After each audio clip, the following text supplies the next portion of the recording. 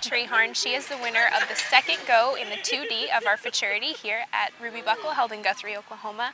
Now, you have kind of become known as like an Eddie Stinson expert in the industry. You have gotten along with these horses, and he is an Eddie, but we were visiting before and you mentioned that, he's kind of been a little bit different. So how do you really customize your training to each individual that you have in your program? Well, with him, I feel like, when I started out, I had treated him like a regular Eddie. They're kind of bold and stronger. You can kind of get into him a little bit more. Well, this colt is not that way. He's sensitive.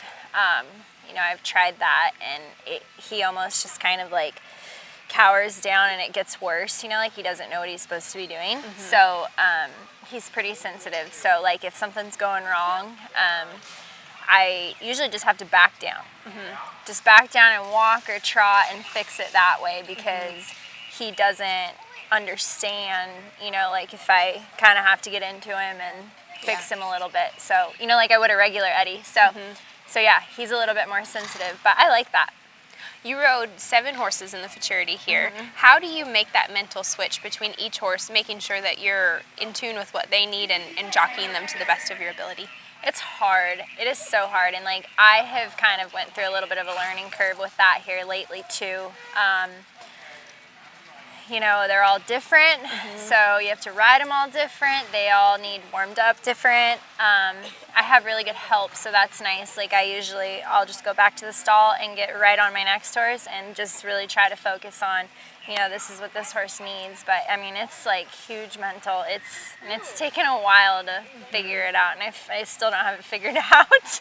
You're really known and respected throughout the industry as a very hard worker. I mean, you're known as someone who spends a lot of time on her horses. Take me through what your regular day is when you're at home, not when you're at the event, but when you're at home training. Oh man, it's a big, long day. Just get up in the morning and start out, and they're all kind of different. My 3-year-olds, right now I'm kind of trying to get on them, do their thing, and get off, where I'm not camping on them, where they kind of learn that, hey, this is what I'm supposed to do, and then she's going to get off me, and you know what I mean? It's just kind of like they're just at that stage right now, and so, they've been a little bit easier, and I'm trying to go exhibition them and stuff and whatnot, but some of them, they need rode for an hour or more, and some of them, you ride them for 30 minutes, and I get the point across, and they're happy, I'm happy, and so, it's, definitely riding horses every day, all day. Yeah. You mentioned you have a great team that works with you. Tell me a little bit more about the people that help you get to this point. Yeah, so I have 2 girls that work for me right now, McKenna and Peyton, and they came with me here, and so they've been great. Like, they've kept everything going horse-wise, and Peyton's made sure I'm on the correct horse that I'm supposed to be on, so that's been great. It takes a huge team. And then I have another girl at home, Jessica, and she'll like catch horses and saddle for us, and she does good because she's like runs her butt off every day, and then like she'll ride and just whatever I need. She's amazing. And then I've got a guy that cleans stalls and feeds and looks after the horses and stuff, and so it's just perfect. I couldn't do it without them. A big part of being great at your job, Futurity training is a tough business, but personal development's got to be a big part of continuing to excel as you are. Tell me a little bit more, maybe outside the arena, of how you're constantly working on yourself and what you do to keep yourself filled up to come here and perform as well as you do. It's like I said, it's a huge mental game, and so like, I'm really big on like trying to read books, or just like trying to keep an open mind, because and just like running a bunch of horses here, you run the first one and maybe it didn't go good, and it's really hard, you're like, man, I'm up in 30 more on the next one, it's my good horse, I gotta get right. So I try to just, there's not a whole lot out of horses for me.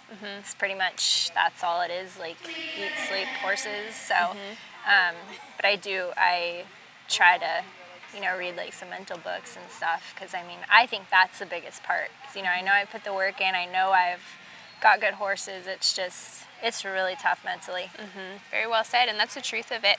One more question. What is, someone who's watching this and maybe they've considered a career as a trainer, or maybe they're just wanting to improve their own program, what pieces of encouragement can you give them? You know, every day is a new day. And those horses, like, you know, it's so hard. I mean, you know, you'll go somewhere and maybe I don't have a good day and I'm just like, you know, why do I even do this? Like, I work so hard at it and it's like, it's frustrating. But, you know, every day is a different day. And I think that just keeping an open mind and, like, I have to really forget. Like, half the time, like, if you asked me, you know, yesterday, what did this horse do? Like, I have to really think about it because I try to forget whether it was good or bad. Like, just forget it because it doesn't matter because, like, the next horse I'm on, that's what matters. So I'm pretty forgetful. Well, that's very well said, and that's true. That's a great skill that a lot of people may not know is as important, you know, being able to easily forget and move on. Well, we're so happy for you. Congratulations on a great Futurity. Good luck in the Open, and thank you for being a part of Ruby Buckle. Thank you.